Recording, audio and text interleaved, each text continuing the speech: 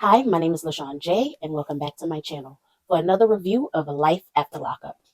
I just want to thank all my old subscribers and my new subscribers for subscribing to my channel. Now, let's get into this review for Season 4, Episode 42, Fresh Out Glow. So the first couple I want to talk about is Monique and Derek. I just want to get right into it because Derek is a liar. He's a liar. He's a cheater. He's a manipulator. Why the fuck you lying? Why you always lying? Oh my god, stop fucking lying. He's been telling Monique that he loves her and she's the only girl for him, but come to find out, he's been cheating on her with multiple women. So the first thing we see Monique. She's in the hotel. She's saying to WeTV, hey, nothing happened between me and Derek last night because I told Derek he needs to get tested before we do anything because he's been cheating and I don't trust him. So she's getting ready and Derek walks in. He walks in with coffee and croissants and it looked like he went and got the breakfast, like a nice little gesture. But then he pops out a pregnancy test and he says to Monique, well, you know what? You said you're pregnant, so I want you to take a pregnancy test. And she's like, but I didn't say I was pregnant. I said I might be. He was like, it's the same thing. He said, due to him messing with the other female, she alleged that she was pregnant and she had him believing that she probably was pregnant. And due to that, he already know what to do in this incident.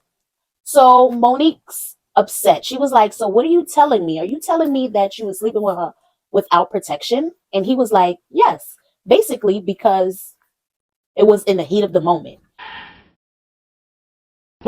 And she was like, what do you mean in the heat of the moment? So that means you could be sleeping with her, bringing stuff back to me, and I don't know.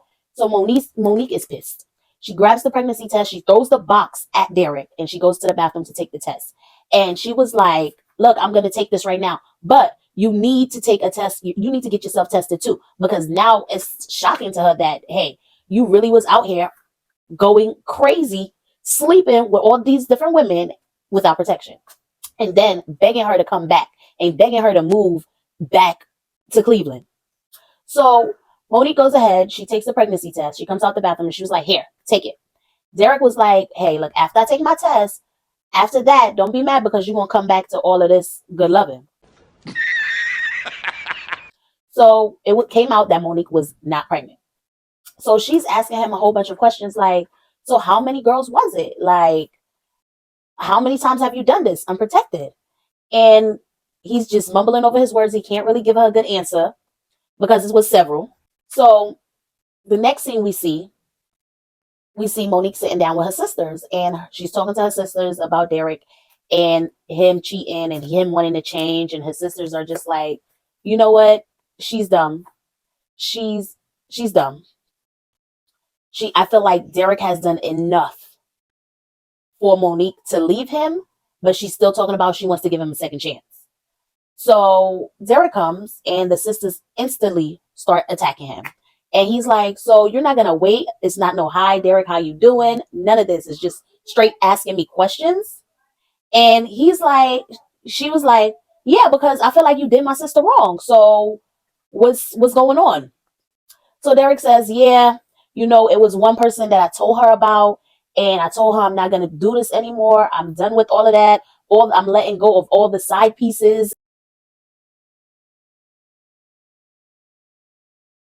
And Monique was like, the side pieces? And she was like, you never told me about side pieces, plural. And you never told me about no other person that you was talking to when me and you was together, when we was talking. And he was like, yes, I did tell you about this person. And she was like, no, you didn't. So he's claiming that there's some people that he told Monique about, and now Monique has amnesia. And it's some people, Monique is saying that he ain't never tell her about any other body. It was just her, nobody else. Now, in Love After Lockup, she did ask him when he went to the gravesite with his sisters and his brother, and he came back home to the motel. She did ask him, Derek, is there anything else I need to know? Because that was the day he was on the phone with the CO or whoever he was on the phone with, that he had to tell them all about his drug history. And she found out that he did all these drugs in his past, and she was shocked. And she was like, I feel like I should ask you is there any other girls are you messing with, or you used to talk to, or you talking to? How many other girlfriends you got? And he was like, you my only girlfriend. So she did ask him. And there's proof of that. She did ask him a while back, was he talking to anybody else? Is there anything else she needs to know? And he refused to tell her. But now, in front of his sisters, he's claiming that he exposed that it was another person that he was talking to while incarcerated. And he told Monique, but Monique is saying that she doesn't know. And I believe he didn't tell her because he's a liar. As we can see, he's a manipulator and he's a cheater. So all of this, oh, Monique is my lady. All of this, I'm in love with Monique. I want to be with her. Cancel out all the other noise you hear. Concentrate on the relationship. Trying to stop her from arguing with the sisters who constantly keep attacking her, and she just got to keep walking away. All of this is just nonsense because Derek is a liar and a cheater. He needs to go. He deserves to be with the other women that he's messing with. Monique is too good for him, and she needs to open her eyes and see that. So he's talking to the sisters, and the sisters are just like going at him with the questions. He says, yeah, I just want to move forward. I'm done with all of that. The sisters say that they feel like Monique took Derek back too quickly. So did I. Too quickly. He's just a sweet talker and a manipulator, and that's it. All he does is sweet talk her. And Monique asked Derek, Derek told Monique, hey, you know what? My birthday's coming up. I want everything to be squashed. I want us to be a family. I want you to move out here. And I'm having a birthday party, and I want to invite you and your sisters, and I want all of us to get along and stuff. And the sisters was like, what? Are you stupid or something? I'm not about to go to your sister's house for your birthday party, knowing that Monique doesn't get along with your sisters. I was there when they were disrespecting her at your release date, putting up sneaking pictures of her, talking about her on social media. So why would I now go to her house for a party? That doesn't make sense. And his answer is for everybody to get along. Derek does not want anybody to get along. He likes the drama. He likes the attention that his sisters give him while he's with Monique, and Monique give him when he's with the sisters. He likes all the attention. This is why he has 3 cell phones. I had 2 cell phones, but 3, he has to have one for Monique, one for family, and one for everybody. I guess one for the other side pieces that he's been talking to, or the other 10 other women that he said that he was talking to and slept with when him and Monique was feuding for like, I don't even know, a month, 2 weeks. It wasn't even that long. So Derek steps aside while the sisters are talking, and you know what? They're like, we don't feel comfortable going to his house, his sister's house for no party. You know the history with that. And do you really think that you're going to take him back after everything that he's done? And she's just like, yeah, I just want to give him another chance. And if this time it doesn't work out or he's not acting right, then we're done. So the sister said they feel like Monique is stupid. We all do. And she's just love struck. She's hypnotized by these sweet words that Derek keeps talking. So yes. The next couple I want to talk about is Lindsay and Blaine. So we see Lindsay, she's walking home barefoot on the phone with her friend, crying that her man, the one she chose after leaving all the others behind, she chose him because I think she was previously messing with, I think his name is Dante. Yeah. And she left him for Blaine, and now he's putting her through all of this. They need to come up with $15,000, and he has charges a mile long, and he could be doing some serious time. So she get home, and Blaine is there. He's with a friend. They're fixing up the house that they just invested in, and she's like, okay, well, she goes in there to change. He's like, we need to talk. And she was like, talk about what? Because you never told me about any of these charges or anything. And he was like, well, you never asked. And she's like, I didn't know I had to ask. Okay, do you have any other girlfriends? Are you married? Is there anything else I need to know since I have to ask and these not things that you should tell me? So Blaine tells her, hey, I understand the charges are serious, and me being away from you and your daughter, it would be something really hard to deal with for both of us. But you know what? I'm going to figure it out, and I don't want you to worry about it. This is why I didn't tell you anything about it, because I didn't want you stressing about it. I don't want you worrying about it. So he tells her that, they make up, they kiss. And she says, you know what? I have to go do my drug test. I will be back. So while him and his friends working on the house, he gets another call from the lawyer. And the lawyer says, hey, I have some news. You can have 3 years house arrest, and you will not be able to even get a misdemeanor while on this house arrest. You cannot leave the state. You can't basically do anything. Do you want to talk to Lindsay about this before we go ahead and set up this deal? He was like, no, don't worry about it. I'll surprise her with the news. No! God, please, no! No! No! No! I'm pretty sure she'll be ecstatic because she really didn't believe I'd be able to beat these charges. So I will surprise her with the news. Mind you, Lindsay just had a conversation with him about withholding things from her. Just like, so his friend is just like, I really think you're really setting yourself up for these problems that you're having right now, because why wouldn't you share that with Lindsay and then call the lawyer back? Maybe she might have some good advice. Hey, let's try to fight it. We could come up with the money. This person owes us money, like her friend was saying on the phone. There's plenty of people you bailed out that owes you money and could help you out. So you was there for them when they was in need. Here they go. They could be there for you. So why would he not agree on this and talk to her first? Communicate with her. Nope. He just says he'll surprise her. And he asks the lawyer, do I still owe you $15,000? And the lawyer says we could work something out. So the next couple I want to talk about is Chance and Taylor. Chance, I don't even know. Out of everybody on the website that Taylor went on, this is the best that she came out with. Chance is very much a manipulator. He seems like he's going to suck Taylor dry of her youth, of her money, and then he's going to leave. Chance is spending money crazily, ridiculously. I'm just making up words at this point because I don't even know where he's getting the money to spend constantly. So we see Taylor, she's in the store and she's talking to her friend and she's telling her friend, at this point in this late in my pregnancy, we should have the things that we want to have for the baby. And her friend is just letting her know, hey, there's places you could go to get baby stuff. If you need it, they'll give it to you. And she was like, yeah, but I feel like Chance has been working a lot of overtime. Where has he been working overtime at? He has a job? Because I never knew he had a job. I could be wrong. Let me know in the comments, where does he work at? So I thought he was his own business owner, and he just started working as a power washer. But again, I could be wrong. Let me know in the comments, where has he been working at? So she's saying he's been working a lot of overtime and they should be able to afford baby stuff at this point. And she's let her friend know that she think he's cheating and he's been acting funny with his phone, not answering his phone in front of her. And she's starting to track him on the GPS on his phone. And they're looking at him on the GPS and he's somewhere in a different location that he shouldn't be. So she decides to text him. So Taylor's friend's like, you know what? Chance is full of crap. He's full of crap.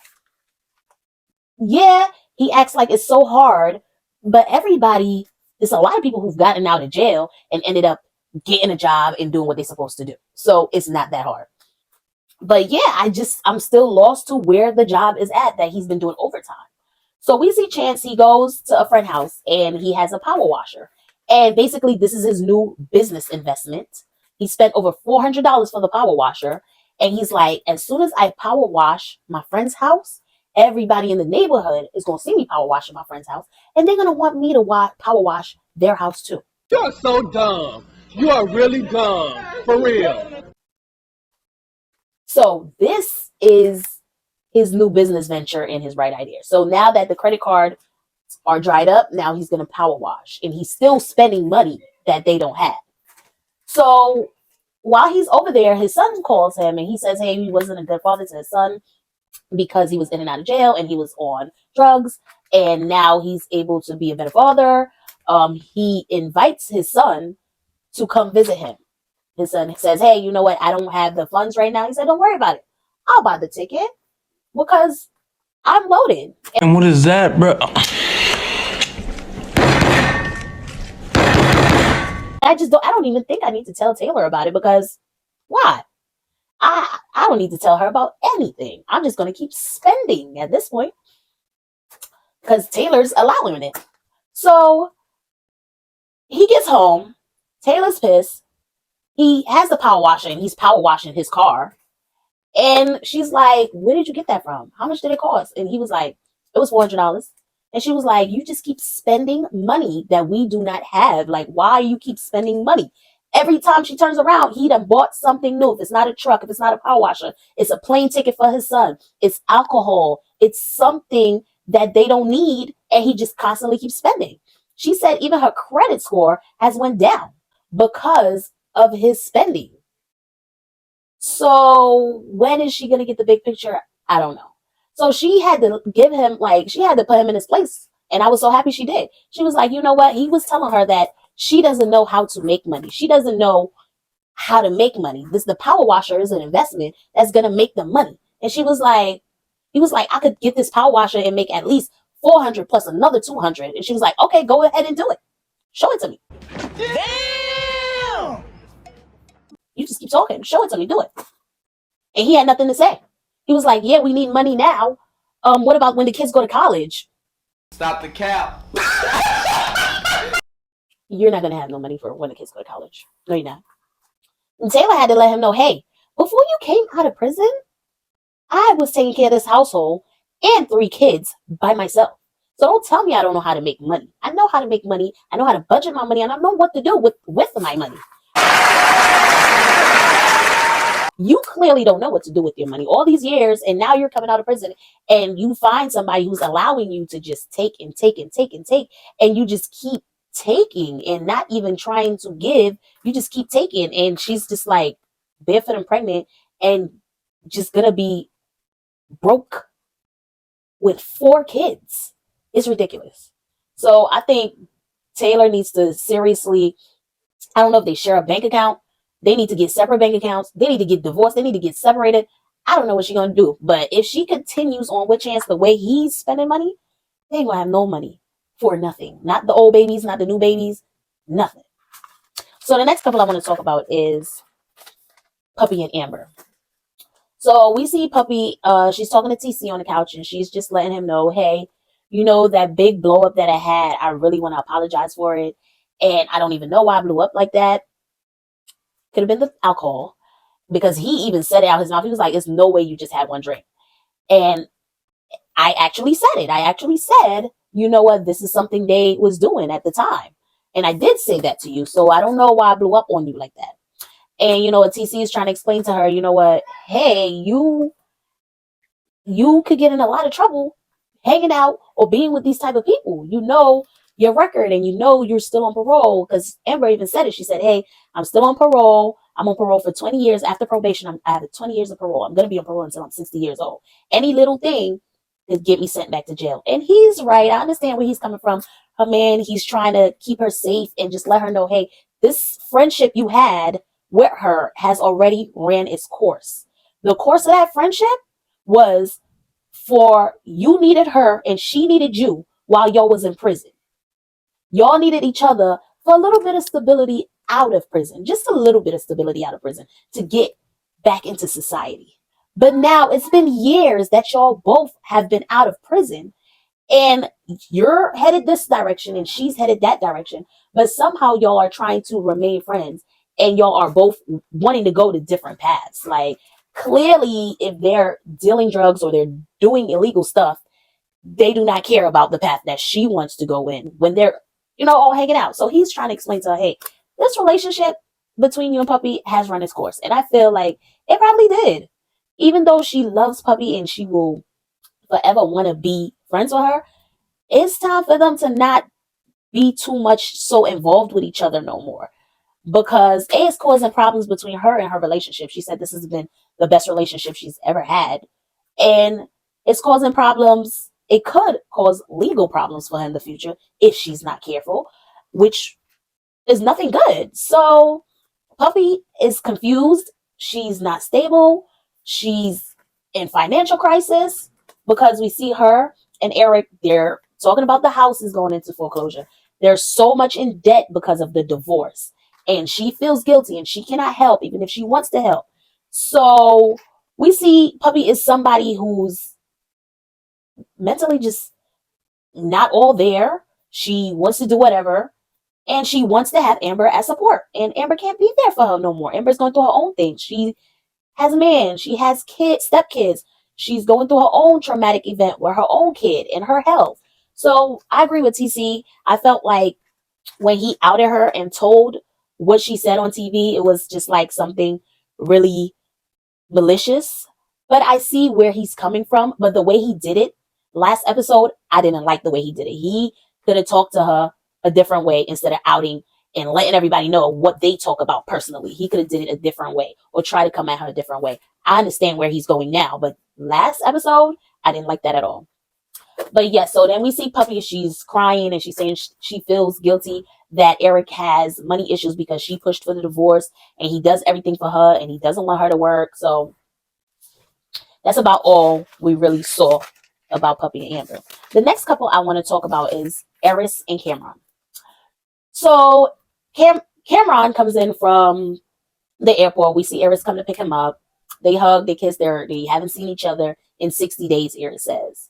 They're talking about how, you know what, just feels like yesterday we was having these jail calls. Now we're married and we have a house together and we did it. They fist pump and everything.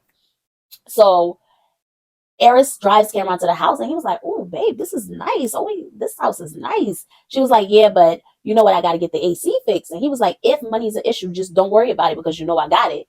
And she's like, "Where you get money from?" And he was like, "You know what? Don't worry about it. I got it. I got this. I'm not going to tell you where I'm getting my money from, but I got it." So he's like, "Okay, come on. I got a surprise for you. Let's go." So they drive to the beach. And when they get there, Cameron's like, "Okay, let me go check on the surprise. Give me a little chance and I'll be right back." While she's waiting for Cameron, her father calls and her father's like, "Hey, I found out that you was married through social media." And he's upset. And she's like, "Well, it happened kind of fast. He got out, he proposed, and we just decided to do it." And he's like, "But you could have at least told me. I shouldn't be finding out that you're married via social media that way." And she was like, "Yeah, at first, I really was scared to tell my dad because he did not want me to marry Cameron, but I wanted to marry him. I'm in love with this man." So he's just like, "You know what? I'm just so disappointed in you. I'm just so disappointed in you because clearly he wanted better for you, Eris. And he is older. He's your father. He's a man.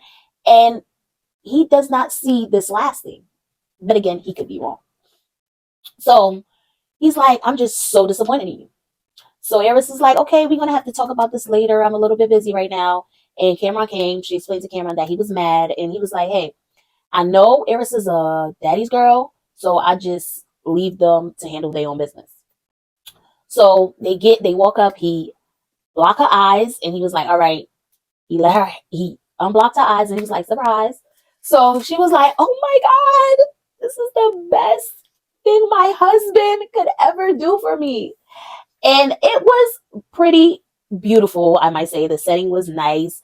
And it was a candlelit dinner by the beach with rose petals and steak, golden 1024 karat steak, potatoes, shrimp, and everything. She was like, "I'm eating shrimp and steak. My husband did this for me." So she's just over the moon. They're eating, they're drinking, they're having a good time. He was like, "Yeah, we about to, it's getting dark. We need to get up out of here. We need to go and get muffin time." And she was like, "Yeah, it's muffin time." Out of everything, that's what y'all call it, muffin time? So, yeah. So that was really nice. That was a really nice gesture that Cameron did for her. And okay, Cameron, I see you. You getting your little romantic side on. Okay, keep it up. Keep it up. I hope you keep it up. So the next couple I want to talk about is Sarah and Sean. So we see Sarah at the coffee shop and she's waiting for her ex. She done got cute. She done put on her makeup. She got her lashes done, everything. And she's waiting for her ex. And his sister comes and she's like, "Where's your brother?" And she was like, "Yeah, my brother's in rehab, but he didn't want you sitting here alone. So he had me come for him." Then her ex calls her on the phone and she's talking to him and he's like, "Hey, beautiful, I heard you was married now." And she was like, "Yeah, you know what? Me and you really didn't break up, but I am married now and it is what it is." And he was like, "I don't care because I want my family back." And I was like, okay, Sarah, I see why you got dressed up. He's a little cutie. So he was like, yeah, I know I'm gonna have to get my life together because I want to be there for my daughter. And the only way I could probably get my family back, because I'm not gonna stop trying, is if I'm, consistent in just doing my drug rehab and being there for my daughter, because I do want to meet her. So the next thing we see Sarah, she's at home. She already wrapped it up with her ex and the sister, aunt. And she's home, she's cleaning up, she's taking care of the baby, she's multitasking. Sean walks in the door, he's just like, hey, how you doing? Just like, this is a friend. No hug, kiss, oh, I miss you, I'm so tired, nothing. Hey, did you cook dinner? Nothing. It's just, hey, what's up, Sarah? So Sean walks in like he's talking to his friend, and he grabs a cookie, he eats it. It's crumbs all over the floor, and she's like, you just saw I was cleaning up and mopping. It's just like when you wash dishes and then somebody comes and puts one cup, a spoon, or a plate in the sink. Now you know you're going to be mad if somebody did that. Why are you going to come? She looked like she just mopped the floor too. And he comes in right behind her and eats a cookie and drops crumbs all over the floor. So she's aggravated from there. So Sean says hi. He didn't even pick up his daughter that he didn't see all day. He didn't pick her up. He didn't give her a kiss. He didn't go goody, goody, goody. He didn't play with her. He didn't baby talk. Nothing. He just goes straight in the living room, gets in his lounge chair, and puts on the game. And Sarah's like, I don't know if she didn't realize how deep he was into the game, because he's over there like, good shot, good shot. And Sarah's like, yeah, so you think this is what you're going to do all day? And he's just playing away. And Sarah's like, Sean, I'm talking to you. And he's still playing. I don't know how loud the volume is. I do hate when people have them headphones so loud you can hear them. They cannot hear nothing you're saying, because my daughter does it all the time. She always have headphones on. Them teenagers all the time, and I'm constantly like, turn it down. It's okay to have the headphones on, but keep it down. Like, I could be screaming your name. Help, help, help. I've fallen and I can't get up. And you can't hear nothing that's going on. We're in the same house together. So Sarah is pissed at this point. She didn't had it. Okay. She is pissed. She goes and she grabs the headset and throws it on the floor. And she's like,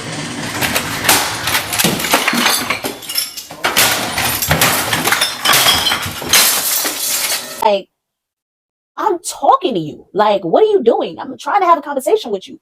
And you're just here playing the game. Is this what it's going to be like every day? Like, you didn't even come and play with your daughter.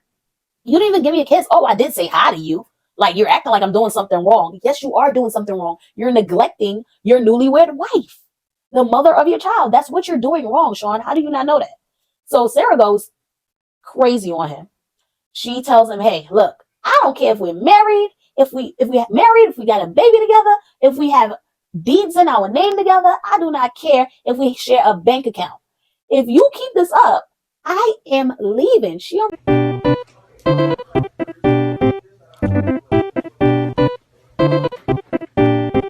got her ex waiting for her.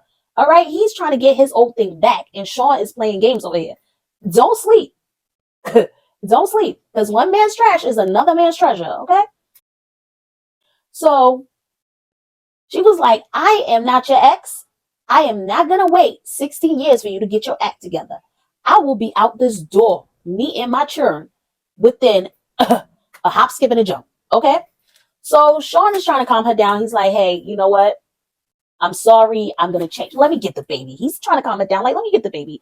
I'm going to change. This is not going to be an everyday thing. You know, I'm just tired. I'm trying to be a father over here, and I'm trying to be a husband over here. Well, she was like, well, this is the life you chose. You chose to have different homes and multiple kids. That's the life you chose. So that's the life you're going to have to deal with. Okay. So he's over there. He's trying. She gets the baby. She walks upstairs. She's mad because he's trying to hug her and kiss her. She's like, I'm not even in that mood right now. Just stop it. Don't do it. So they go upstairs, and he's just trying to calm her down and sweet talking to her. Like, you know what, I'm going to change. And she's like, you're going to change? Don't forget, we're not even having sex. So that's another issue. He's just like, oh, I'm always tired. I'm always tired. And she's like, I don't know any man who uses tired as an excuse to not be with their wife. I don't know any man who use that. Usually they're tired until that comes in the picture. And somehow men find a way. Like one way or another, they're gonna do it. So who knows what's going on with Sean? I mean, he is a little older than her, so their sex drives could be different. Maybe she's just at that peak. Sean is old and he does have 8 kids, so I'm pretty sure he's been putting in a lot of work back then. So yeah, he's trying to calm her down and he's just like, yeah, I'm gonna change. So when Sean goes downstairs, I'm thinking maybe he went downstairs to get some toys together so he could lay down on the floor and play with the baby, and Sarah go take a hot bath, because he did tell her he's going to watch the baby while she take a bath, and or she could have just a little bit of me time, watch a TV show, sip some wine, something. But Sean goes downstairs and he puts the headset back on and he's back playing the game, and he's like, he's so in tune with the game. As soon as he puts it back on, he's just like, hey, I'm back. Let's get back to this game. And Sarah loses it again. And she's just like, are you serious? Like, I just told you. I just spoke to you. We just talked about this. You just said you're going to change. Why would you not go downstairs and tell your son, hey, we could play this game another time. And from now on, we could play this game maybe mostly on the weekends or 2 times a week. That would be good, right? Or 3 times a week. But every single day of the week after you get from work, what about on the weekends? Hey, one day out of the week, we could play this game all day. But the other days out of the week, I have other things I got to do. I do have a newborn. No, Sean puts the headphones back on. He gets back on the game and Sarah loses it on him again. And she takes the headset and she flings it out and she's just like, she can't believe him. She can't believe him. She just talked to him about this and he's doing it again. So Sarah has had it. So it's looking like the happily married couple is not so happily married at all. But please don't forget to join me next week for another episode of Life After Lockup. Please don't forget to like, comment, and subscribe if you enjoy my videos and want to be notified every time I upload a new video.